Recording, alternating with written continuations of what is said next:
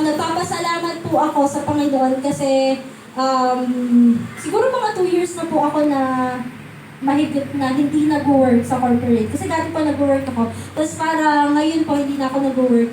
Meron na lang ako mga part-time jobs, tapos nag-business po ako. Tapos akala ko po noon na hindi kaya. Parang, kasi syempre po dati 15-30 mayroon akong inaasahan para i-sustain yung mga binabayaran, yung mga bills, yung kuryente at yung tubig.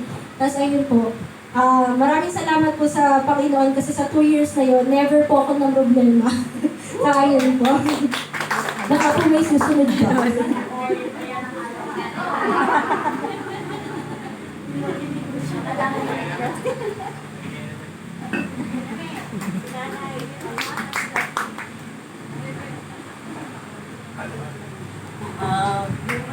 Nagpapasalamat po ako kay Lord dahil nakaraos na yung aking manusa.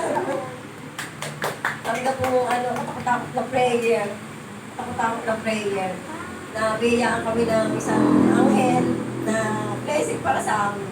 Kaya po rin ng Diyos talagang napakamain. Ayun po. Baka po may susunod po. Wala na po talaga. Wala na po. Okay po. Kung wala na po, ay dumako naman po tayo sa ating tithes and offering. So, ayun po, let's all pray for our tithes and offering.